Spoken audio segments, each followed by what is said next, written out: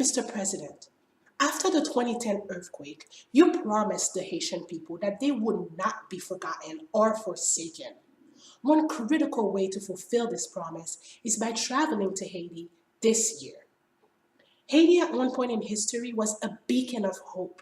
The people of Haiti provided hope to all Blacks and helped to liberate many.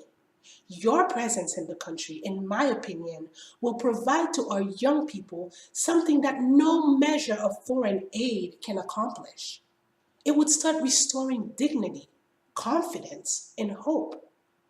This is an opportunity to acknowledge the people who have fought so hard for the very same causes you champion: liberty, equality, and hope.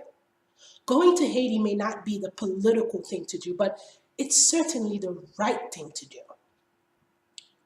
I know Haiti is like a diamond in the rough. I have to admit, it even looks senseless at times.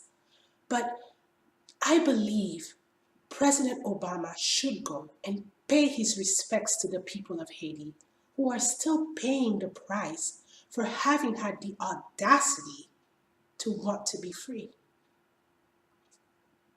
My name is Marley. I'm a Haiti Hope Ambassador.